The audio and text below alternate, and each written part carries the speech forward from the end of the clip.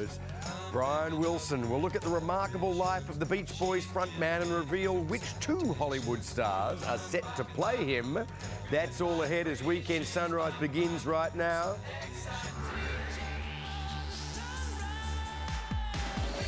Get your theremins out, because Brian Wilson's life has been anything but ordinary, and it's now making it to the big screen. His incredible highs, his terrifying lows.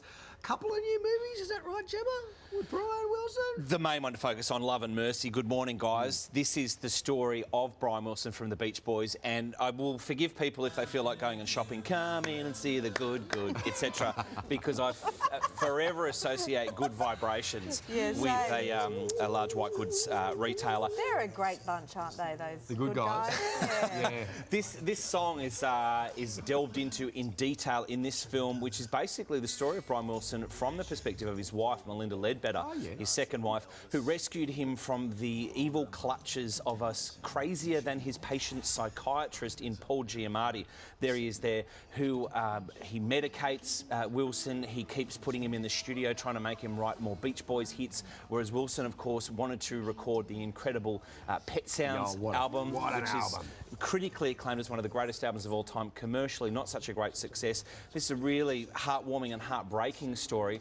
So is Cusack playing Brian Wilson? So he's the middle-aged version of Brian Wilson, and Paul Dano is playing the younger version when he's in the studio. His wife is Elizabeth Banks from Pitch Perfect 2 and, of course, The Hunger Games. This is an amazing, amazing film. It's up there with Walk the Line, the story of Johnny Cash, of course, and June Carter Cash, which Reese Witherspoon won an Oscar for, and Control, which is another brilliant music film. 4 stars. It is up there with Walk the Line. Definitely see it and delve back into the Beach Boys catalogue. Is it as dark as Control, though?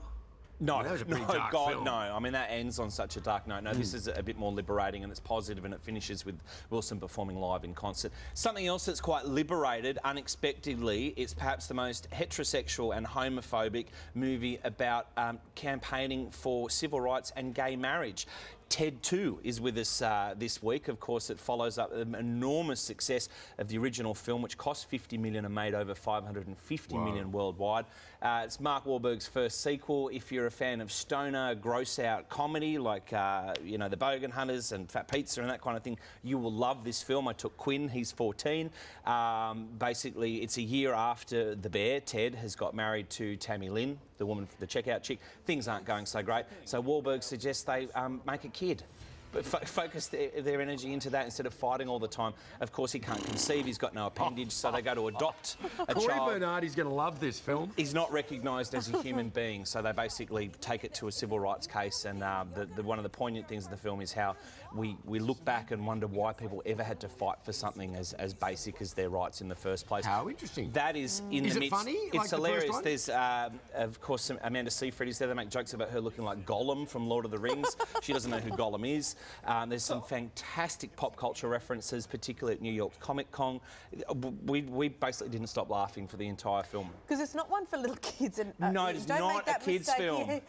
With Ted 1, I remember. Yeah, don't get caught out by that. Go and see Inside Out if you want a great kids' film for school holidays. Ted 2 is brilliantly stupid, stupidly brilliant, really gross, and really, really funny. 3.5 stars. That looks great. Thank you, Jabs. Yeah, worth seeing. Thanks, guys. Jabba, you've got another 15 seconds before the Terminator end of your next week. This is the big question. Is the new Terminator film worth watching? And Amy Winehouse, her tragic story comes to the big screen. That's a great doco. Yeah, amazing. Next, thanks, Jabba. Thanks, Cheers. guys. See you then.